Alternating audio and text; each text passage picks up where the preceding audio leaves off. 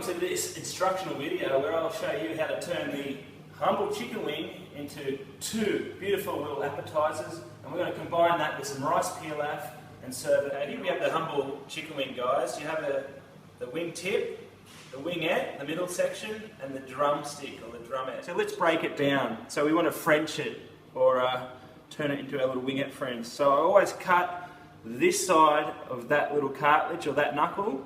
There was two knuckles, 1, 2. So always cut to that side of the first knuckle, and then just bend it back, and the bone should pop out like so. That is 1. And again, to this side of the second knuckle, make an incision so those bones can pop out. And then just peel it back. And then you just turn this one out, the little bone. There's two bones there, one is littler than the other, and I usually pry that little one out, comes out a lot easier. So I have 2. Alright, let's go over it again, the cutting or the Frenching of the chicken wing. So the first cut will go to this side, the top side of the wing. So always on the underside of the wing, just on the other side of the knuckle, that side. I just bend it and it should pop out, nice and clean. Aside, and again with this, the wingette, the middle section, just to this side. The knuckle is here. I want to cut this side of the knuckle, and I use the wing to pry those two out. And I did point out that you have a little bone and a bigger one. The littler one is easier to pop out, so I just pop it the opposite way to where it wants to hang out. So that's it. And I cut the wing tip off, put it in my stock bowl, and I have 2 lovely wingettes ready to go. Once they're marinated, they'll taste beautiful. So hygiene, as I point out, very important. I put gloves on for this stage. I've also cleaned and sanitised my workspace after preparing raw chicken, which is very important to prevent cross-contamination. So I just want to make and highlight that point of hygiene. Gloves, clean and sanitised workspace, clean equipment, etc. So with the marinade, read the recipe. There is a number of wet ingredients. They can all go in together into the one bowl when you're collecting it, but they all just pile in, and you might see here that I've just put them all on top of the chicken. I'm just going to marinate that up with my gloves. So you just grab them by the bones, stand them up, stand them up, stand them up. This is going to enable the bones to cook dry, so when the customer or your friends or your mum or your uncle or your next door neighbour comes over, they're not going to get wet, sticky hands, so the bone will cook dry. Okay, as part of the syllabus, how we deliver the course to you, we have to include marinating on a number of occasions. So the reason why we marinate things is not just to add the flavour that we love, but it also helps extend the shelf life, preserve food, and also helps in some cases tenderise certain cuts. Utilise that marinade because, as I said, very important. They're going to go in the oven for about 15 minutes on about 180, a moderate to hot oven. So 15 minutes, just check either with a probe thermometer, or you can just dissect one to see that it's cooked all the way through. You don't want to see any red or any pink in the meat. So I want to put these into a hot oven, alright? So straight into a hot oven, as I said, 180, which is a moderate to hot oven. Right, now with the rice pilaf, you want to do all your mise en place. So we need to brunoise some carrot, we need to brunoise some onion, and we need to crush or mince some garlic. We're going to add that with rice and stock, finish in the oven so it's a braise. Wash, peel and re-wash the carrot before you brunoise. Alright, when you're brunoising, guys, you don't necessarily have to cut it to a certain length because we're going to finely dice it, so just thinly slice them. Remember safety first. So once these are all sliced thinly, you need to stack them up into 2s or 3s or whatever you're most comfortable with, and then you slice them into a length or julienne.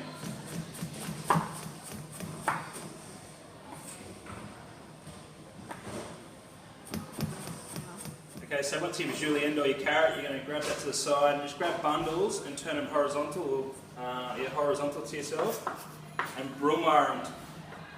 So just using claw grip.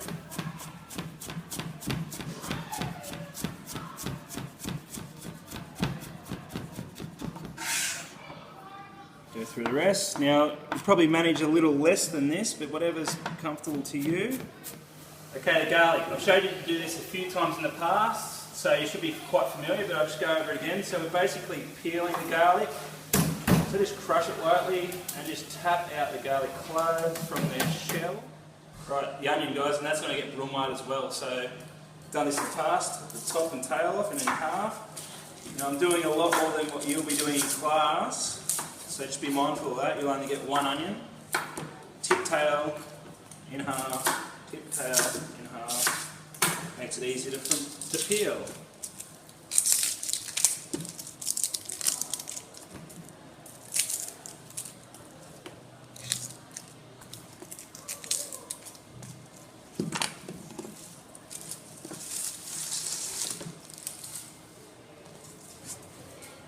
Alright, brumaring. So we're using the tip of the knife, not going all the way to the end. And thinly slicing, keeping it in one piece. And then brumaring it, which is finely dicing. Just thinly slicing with that tip, going all the way to the ground, using your finger as a guide, so as thin as possible. And that is it, and turn it horizontal, and using that technique of keeping the tip on the board and just rolling the knife. Roughly chop them, grab them together, run your knife over them, claw grip.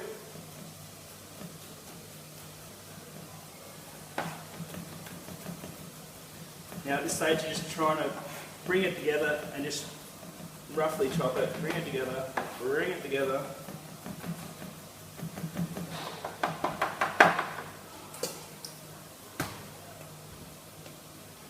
Now I'm going to introduce some table salt, which will help crush it with the side of my knife, and just with this hand pressing down, this one levering it as a crushing technique.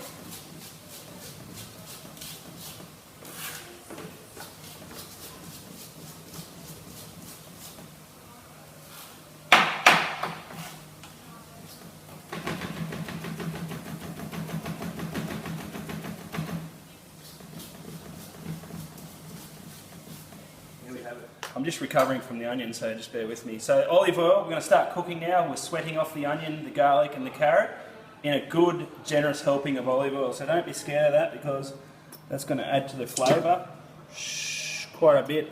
Say 3 tablespoons for the quantities that I have. Remember, you have the recipe. Always read the recipe over and over. Ensure you know what you were doing. So in with my onion.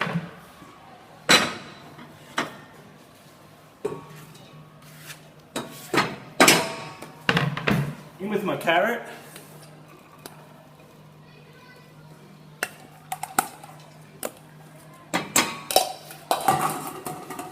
Pepper. Crank the flame on. Now I did say we're sweating at this stage, so we don't want to cook with too much colour. Don't burn, just sweat and start to generate that caramelised nice flavour that onion and carrot possess. Salt. Have you ever been assaulted? A couple of bay leaves. They're on your recipe, remember? 2 young. Okay. Right in with the garlic, straight into there. So if you can see now, we're getting a beautiful little translucent colour. We're not getting too much golden or dark colours, just getting those caramels coming out. And you see that the size of the carrot and the onion is relatively small. That's our brumal, which is going to marry with our rice. So that's what we're looking for.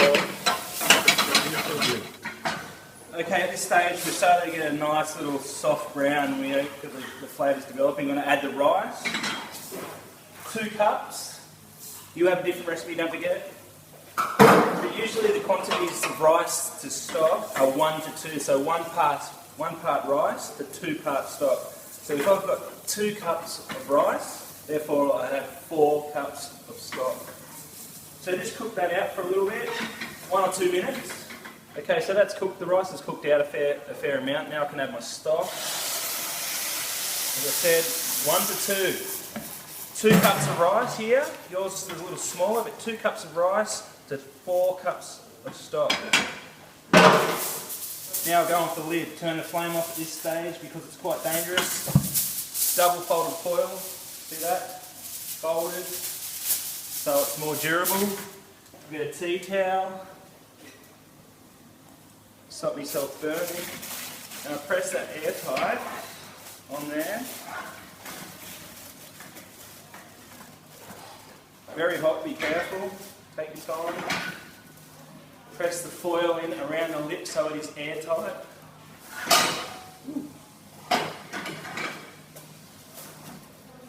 So now that's airtight, I'm going to turn it back on.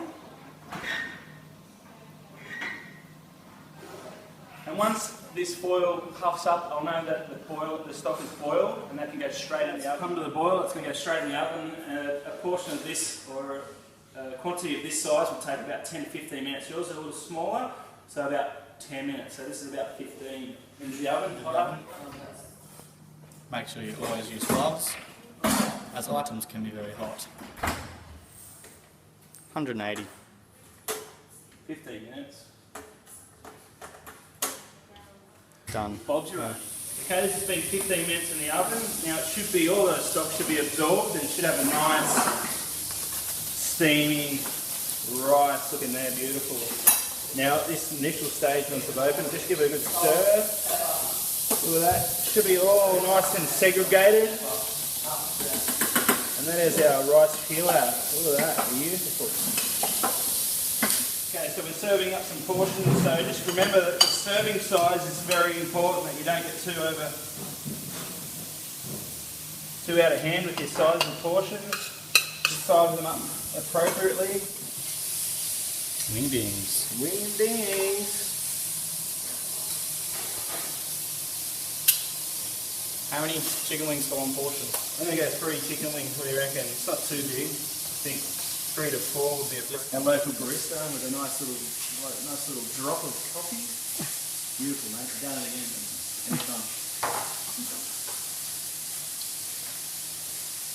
And some of that residual marinade that's cooked to the bottom, beautiful, just to dress it up. Look at that. Oh. So do we get to taste test this, sir? Yes. You done?